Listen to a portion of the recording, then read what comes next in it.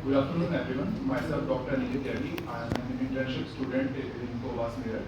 So, जैसे कि मैंने कुछ प्रिपेयर नहीं किया है इसके बारे में, मैं जो फील करता हूँ, जो मेरे आइडियाज़ हैं और अभी तक ऑलमोस्ट 4.5 ईयर्स की जो मेरी जर्नी रही है वेटनरी की, वो मैं उसका एक ग्लिम्स आपके सामने मतलब शेयर करना चाहूँगा। तो जैसे बात होती है प्रोडक्शन की और मीट की, तो मुझे हमेशा मतलब ये पढ़ते हुए लगा कि हम एनिमल से उनका प्रोडक्ट तो ले रहे हैं, बट कहीं ना कहीं हमें म्यूचुअलिज्म रखना चाहिए। मतलब हम एनिमल्स को सिर्फ एक मशीन ना समझें कि अगर हम गाय को सिर्फ एक मशीन समझ रहे हैं और उसका मतलब हम सिर्फ प्रोडक्शन के लिए ड्रग्स इंजेक्ट कर रहे हैं, एआई कर रहे हैं और उसे मतलब उसकी वेलफेयर का नहीं सोच रहे हैं।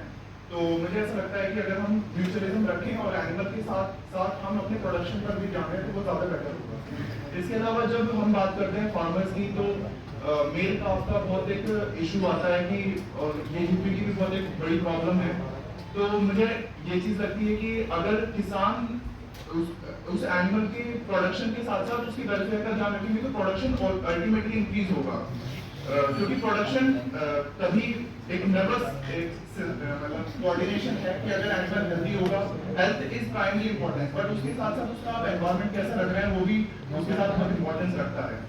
इसके अलावा जब हम बात करते हैं पेट एनिमल्स की, तो कंपेनियन एनिमल्स में जनरली ये देखा जाता है, इसी वजह से सर ने जैसा बताया कि आईसीआर में कोई भी कैनाइंस का एक फंडिंग नहीं होती है क्योंकि वो कंपेनियन एनिमल में इंक्लूडेड होते हैं। तो कंपेनियनशिप आरसी सोसाइटी में बहुत इंपॉर्टेंस रखती है क्योंकि हमारी न्यूक्लियर फैमिलीज होती जा रही हैं। तो कंपेनियनशिप आने वाले समय में मेंटल हेल्थ एक बहुत इम्पोर्टेंट फैक्टर है मेरे अकॉर्डिंग। तो हमें कैनाइंस और फेलाइंस जितने भी कंपेनियन एनिमल्स हैं उन्हें नेगलेक्ट ना करके हमें सिर्फ अगर हम फोकस कर रहे हैं प्रोडक्शन एनिमल पे, तो ये कहीं ना कहीं एक नेगेटिव चीज भी मैं इसे मानता हूँ। इसके अलावा अगर हम बात करते हैं कि ह्यूमन मेडिसिन और वेटनरी मेडिसिन में क्या डिफरेंस है और कैसे हम अपग्रेड कर सकते हैं, तो सबसे पहला जो मुझे अपग्रेडेशन लगता है वो लगता है कि हम जो एकेडमिक्स है उसमें हम अपग्रेडेशन करें। जैसे कि अगर हम अपना एकेडमिक्स देखते हैं तो हमारा एकेडमिक्स मेनली कई चीज़ों में डिवाइड हो जाता है कि एक जगह हम देख रहे हैं कि एनिमल्स को हम बचा रहे हैं, एनिमल्स का हम ट्रीटमेंट कर रहे हैं, उनका जो मैनेजमेंट है उसे इम्प्रूव कर रहे हैं, उनके लिए मेडिसिन कर रहे हैं, सर्जरी कर रहे हैं।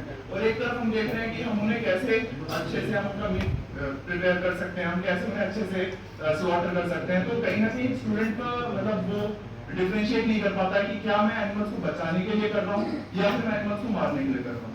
तो जहाँ पे बात आती है ह्यूमन स्लॉटर, तो इस वर्ड का एक्चुअल मीनिंग मुझे आज तक समझ नहीं आया कि मतलब हम सामने वाले को मारे और उसे पेन भी ना हो। तो कहीं ना कहीं एनिमल भी वो चीज़ फील करते हैं, उन्हें भी डर होता है। ये चीज़ कभी भी नहीं होती कि हम उन्हें ह्यूमन स्लॉटर करें और उन्हें पता ही ना चले।